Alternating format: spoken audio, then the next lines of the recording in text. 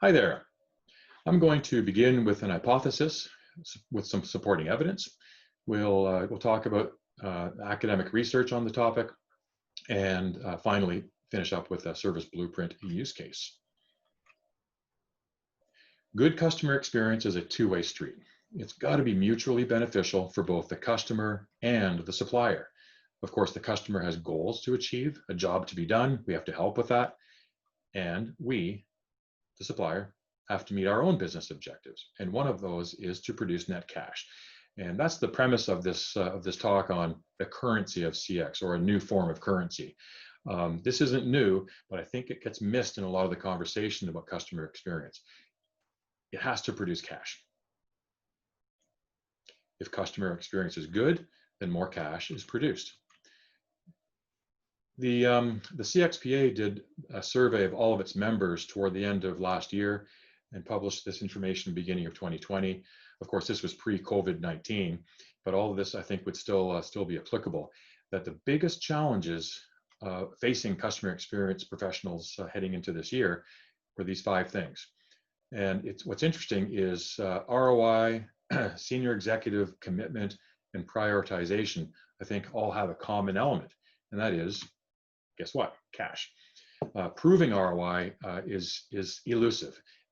And it's partly, I think, because maybe some of us are a little nervous about either committing to cash or talking about customer experience in that way. It's not just about improving NPS and delighting customers. Those things are important, of course.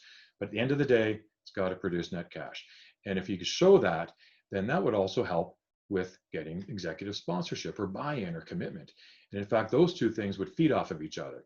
If your CEO is buying into this whole project of customer experience, then of course the demands on ROI would increase, but also the visibility and the work, and then the commitment would increase, et cetera, et cetera. Same for prioritization. If we could put a cash element into the equation, then I think the prioritization wouldn't be easier necessarily, but there would be a clean way to look at it. So again, if customer experience is good and organized, then it will produce more revenue and profits.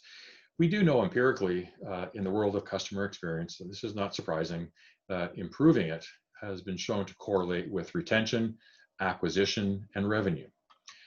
Some research from Forrester concluded the following, 3 or 4 statements here. There are entire industries where merely being adequate makes a company stand out. Imagine that. Being average can make you win. There are huge gaps between leaders and laggards in every industry. And what this means is if we use customer experience properly, it can be a powerful differentiator for businesses that can do it well. Again, more CX, more cash. Here's some hard numbers. I think there are 4 examples here. Firstly, from McKinsey, specific numbers. On average, with a study group, the customer experience focused companies increased revenue by 10 to 15% and also lowered cost by 15 to 20%. Temkin says that those customers having an excellent customer experience are 6 times more likely to repurchase than those who have a poor experience, 6 times more likely. And 64% of people, that's 64% of us, confirm that customer experience is more important than price. We are willing to pay a little more if the experience is better. Forrester again, more specifically, leaders grow revenue 12% faster than laggards in context with customer experience. Again, a little evidence, I would call it, to help argumentation. Here's a screenshot I grabbed just this week, actually, during a webinar I was attending, a presentation by Carrie Bodine, the author of Outside In. Thank you, Carrie. But this actually, even her reference, it goes back to 2016. This is not new information. Satisfaction goes up, revenue goes up. This isn't hiding, but for some reason we find it difficult to talk about. This one's interesting. I think this is part of the problem, is that in the world of marketing, 82% of marketers believe that their brands are meeting customer experiences, expectations.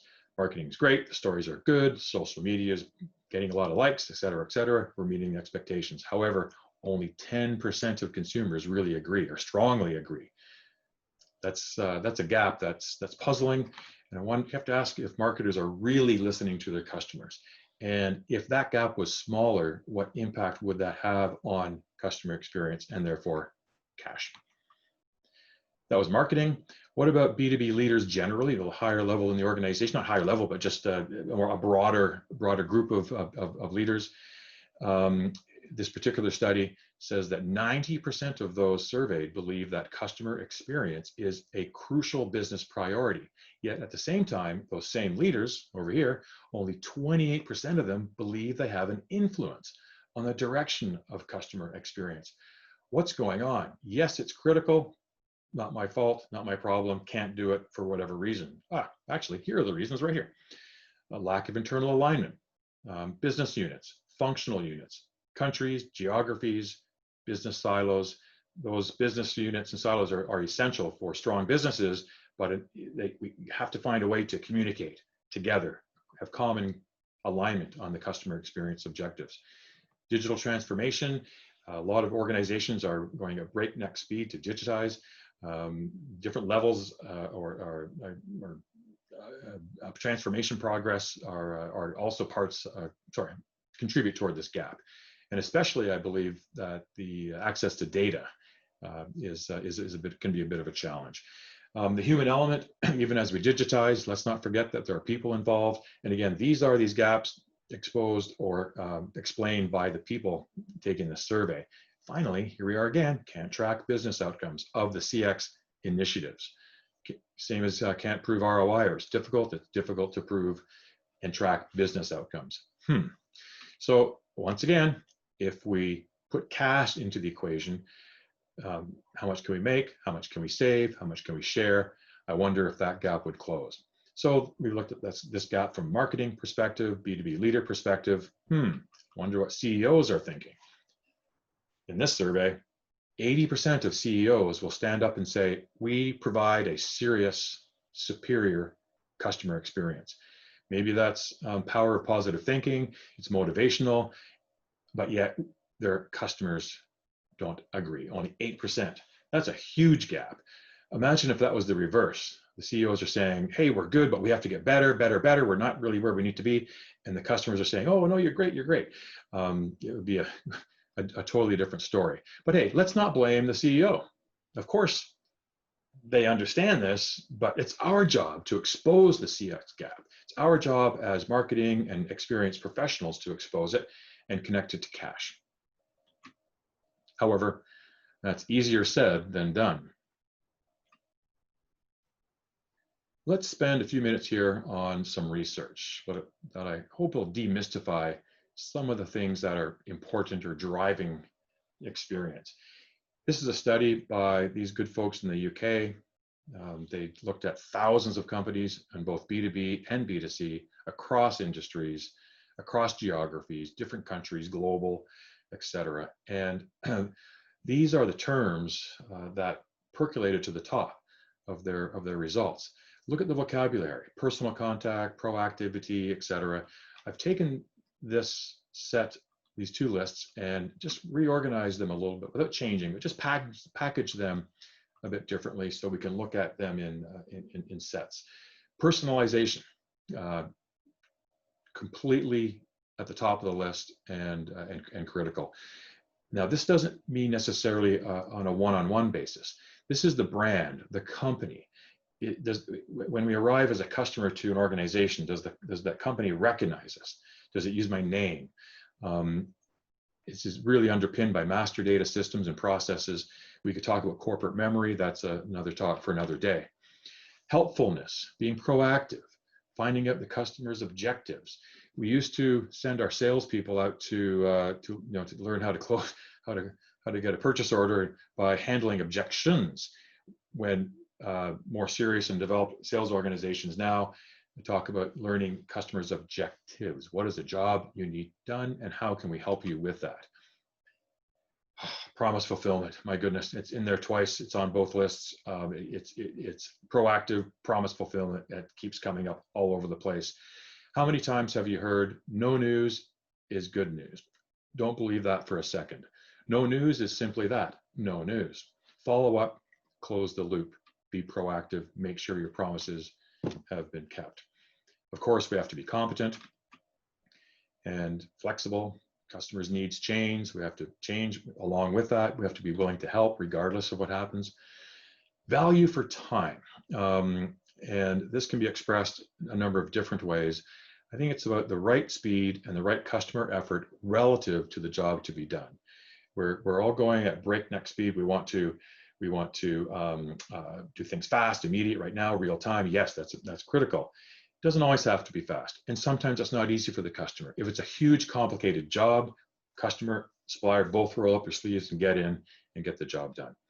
I've got one example here that I just picked up again from another webinar this week. A really good example of a brand personalizing contact with its customer. Look at this. Here's a survey. Do you love your new bike?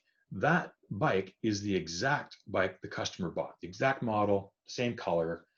Thank you, Jackie Potts. I just took a screenshot from your presentation, and I think it's a really good example, perfect example of personalization from the brand. Now, hey, never mind perfect. We don't have to be perfect across the board. Being adequate in these areas will separate you from the pack. Remember slide 4, just a few minutes ago. And again, of course, there's context around the current year and the COVID-19 difficulties. Doesn't change any of these important experience factors, makes them more acute. Experience quality can be measured. This is, again, the same group of academics over a period of time, studying thousands of companies and looking at the vocabulary that's used. Product quality and price is necessary but not sufficient. If there's a problem here, we're going to fix it, of course. And we as customer experience professionals, if we know there's some problems there, even if it's outside of our responsibility area, we have to be the voice of the customer there to help fix those things or be part of the solution. But the real impact on experience quality comes here. When a customer has bought a product, and a product, by the way, can be tangible, a piece of steel, it can be an engineering study, it can be a field service inspection. That's the product, the thing the customer buys. The service delivery is how we get that product to the customer. Once again, we're seeing some common elements. Doesn't matter the business, doesn't matter the country, doesn't matter the context. Reliability is an important experience quality factor. Are we doing what we said? Responsiveness, willingness to help, be prompt. Are we providing the customer the assurance that we're knowledgeable, courteous? Do we inspire trust? Empathy. Are we caring an individual? Do we give personal attention, as we've already covered? And what are the physical facilities? What do they look like? Are they inviting? Of course, now they're all locked up, but that's this year. Documentation, the appearance of personnel. How do our field service operatives look? How are the vehicles? Are they using PPE? Are salespeople the same? All of that matters. And again, this is independent of any business, independent of any particular circumstance. These are all experience quality aspects that can be measured and tracked. And then finally, we get to this third dimension, the experience surround, proactive relationship, emotions, peer-to-peer, brand communication. Is the brand communication consistent with how the company behaves? Those two things need to be in sync. So this whole thing could be an hour-long presentation just on itself. Sorry. Imagine though, if we had a product error, most of us would fix it. What if we had other errors in some of these categories? How many of those errors do we accept? And each one that we accept means cash flushed away. Finally, let's look at a use case in service blueprinting. Anytime we talk about customer experience, you can't get by without mentioning some form of mapping or alignment diagram. There's a great book that lists the different types of diagrams. And I was preparing some material for another presentation kind of like this last year. And I was talking to a colleague, and we grabbed a crayon, started writing on the wall, and we thought, well, how do we put all this together? What are the context of different types of mapping all these different models. When do we use which one, or how is it? So we ended up with a diagram that looks something like this. The customer relationship has a beginning and an end of different types. This whole thing occurs over time. A lot of things happen. The customer buys, we onboard them, they use it. If they're happy, they buy again. If they're not happy, they leave. And sometimes businesses just close and we can't do anything about that, unfortunately. So there's this macro view, this end-to-end life cycle. It's a mile wide, it's an inch deep. You need some single digit, maybe tens of these for a large business, just to get something going to say, okay, what does the whole thing look like? You don't need a template, just be wild, be creative, anything goes. Then you get these, what I call segments. It's a distinct piece of the journey. And typically we focus on buying journeys. Just search on customer experience journey mapping and the screen will fill with buying journey. I think that the buying journey initially is one thing. This buy again journey can't be the same. It's got to be different for obvious reasons. So of these segments, maybe hundreds of these are required for your business. Because there are lots of different pieces of this life cycle that we can look at. I would suggest follow a model, not a template. And finally, these micro journeys to visualize what happens right in this moment. I won't get into moments of truth, but that can be one of those micro moments, especially when you look at the ultimate moment of truth. Eventually, the customer will say something about you. And if they say something positive, it's all very good. NPS goes up, yay. But this customer is saying other things. In both circumstances, we should want to design or anticipate what those customers might say in those circumstances and not just wait for it to happen, but design with intent of what we want them to say. And of these micro moments, I would expect that maybe thousands would accumulate over time. And I also suggest a precise template and modeling discipline. So let's look at a template. This is based on a service blueprint model, nothing new here. Customer actions, employee actions, and processes, etc. Let's look at an example. Here's a use case. It's a heating, ventilating, air conditioning field service company. A new employee joins that company. First task is to go online and order something from a supplier online. The company has an existing business account. Let's look at this. So this is the full extent of this template, how it can be put to use. So after a little bit of sketching and scratching, putting this together, we find that this customer registered on the website, some things happen in the background, an email goes out saying, hey, you're ready to go, can't log in, they have to reset the password. Now support gets involved, there's a problem with the customer's master data. Then another email goes out, turns out she can log in, but can't see the company account. There's an intervention from support again. The salesperson has to call to apologize. And in the end, thank you for calling, someone else did it for me, but still I'll give you an NPS of 7. So in this circumstance, there was a problem, it was fixed, so to speak. Support intervened, sales got involved. Good work, customer support team, cooperation with sales, well done. We avoided an NPS catastrophe. However, something's wrong with that. Why do we accept this? This happens too much. Why do we accept it? Why not this? Why not bing, bang, buy? Customer registers, everything works, buys something, leaves or closes the computer, and everyone's happy. Why not that? So in this case, the company got a cross-functional team, sat together and said, how should we fix this? Well, we want the times to be shorter to set up accounts. There needs to be better processes. We need to test those credentials before we send the email, make sure all the master data is correct. So there's a short-term plan that still involves a lot of people and processes. Long-term, we want that all to be automated and trusted. So visualize the problem, cross-functional teams got together, fixed the master data and processes, and guess what? More cash in the bank. So hope we can all buy into the fact that the currency of customer experience is cash. Let's not be nervous about talking about it. Let's put it out there. And thank you for your time.